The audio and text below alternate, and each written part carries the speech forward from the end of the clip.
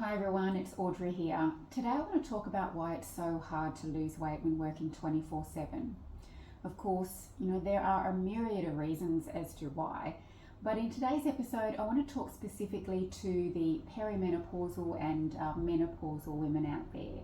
So essentially those that are working shift work and are maybe 40 years of age and over. You guys deserve a gold medal for doing both of those things, not being over 40 and working shift work. Because besides the shift work itself, and let's face it, it definitely forms one of the contributing factors as to why people gain weight. But a lot of the reasons why women or older women struggle with weight gain has more to do with what's going on with their hormones as they age or as we get older. So in part one of this series, I'm going to talk specifically about one of those hormones, and that being estrogen. Estrogen is a hormone that is primarily made in the ovaries and plays a large role in the regularity of the menstrual cycle for pregnancy. As we age, generally starting around 35 years and above, the ovaries start to produce less of this estrogen, leading to an irregularity of the menstrual cycle and eventually to its cessation in menopause.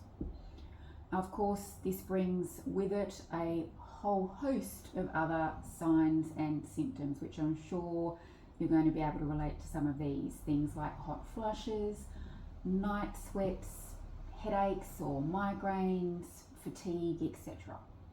But something that I want to highlight, which I think most women may not be aware of, is that as this estrogen starts to go down as we age, we also become insulin resistant. Now, what does insulin resistant mean, and how is this important for shift workers? Insulin is a hormone produced by the pancreas that helps the body process sugars after we've eaten. It essentially helps to move sugar out of the bloodstream and into the cells where it can actually be used for energy. When we become insulin resistant, this is when the body does not respond to normal levels of insulin, forcing the pancreas to produce larger amounts of the hormone to process the same amount of sugar. Now, why is this not a good thing, you might be asking? Well, not only is it causing your pancreas to work harder, which is something that we don't really want to be doing, but it also leads to excess glucose circulating around our body, which eventually becomes stored in the fat tissue.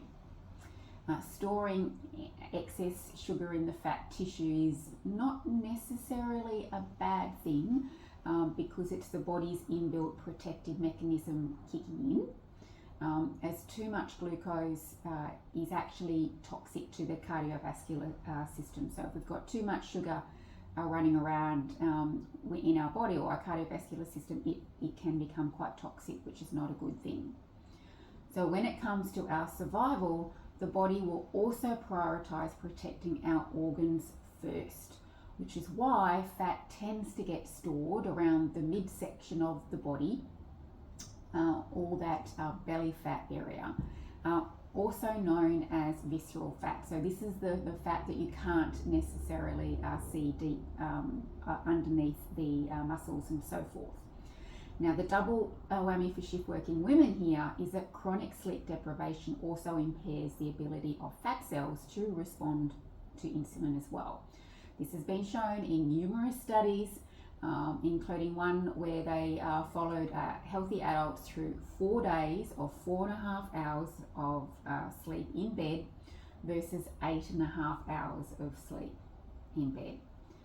After just 4 nights of sleep restriction, the fat tissue samples that they took showed to be nearly 30% less sensitive to insulin. So just let that sink in for a bit. If you're running on this 4 to 5 hours of sleep consistently, you are going to be insulin resistant. Now, this is massive, especially when you think of older women who may be working a lot of rotational shifts, night shifts, and no doubt juggling lots of things, which is also contributing to their lack of sleep, daily activities.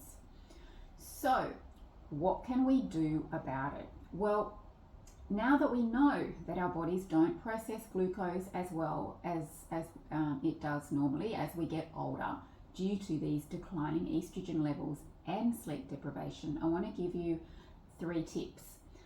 First one is, number one is to prioritize your sleep. And I know this kind of sounds very obvious, especially when you work shift work, but there are many people out there that are either intentionally or unintentionally making their sleep worse in various ways, such as taking their mobile phones to bed and then mindlessly scrolling through them for half an hour or even hours when they know that they should be sleeping. Of course, this ties into learning to say no to overtime. You have to remember that you're not a machine. Doing the odd shift every now and then, or a bit of overtime here and there, is perfectly okay, especially if it's you're helping to cover maybe some short shifts. If someone's called in sick, but doing it on a regular basis is like boarding the express train to burnout. It's going to catch up with you after a while. If you're not giving your body sufficient time to rest and recover, it's going to cause even more havoc on your hormones and metabolic health than just the shift work itself on its own. The second thing to help with this is to, when it comes to insulin resistance, is to consume the majority of your food during daylight hours. And yes, this does mean even when you're working night shift. And this is because insulin sensitivity is actually at its highest around midday and lowest around midnight, because all of our hormones follow a rhythm or cycle which is called the circadian rhythm. So even though you may be up and awake and at work at 2 a.m. or maybe sort of awake, your body is still going to produce hormones as if it was asleep. It really doesn't know the difference.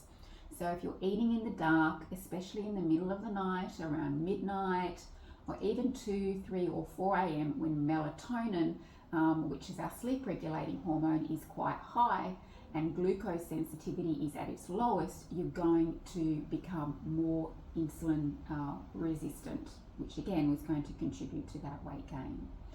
And the third tip that I want to suggest is, if you desperately need to snack on something, especially during the night, if you really feel like you have to, choose something savory as opposed to sweet.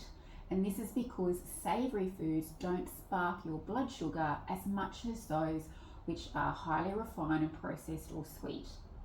So instead of grabbing that chocolate or energy bar from the vending machine, which I know is very tempting in many a workplace hallway, but if you can instead consume something that is high in protein, healthy fats and fiber, which are going to keep you feeling fuller for longer and not cause that high blood sugar spike.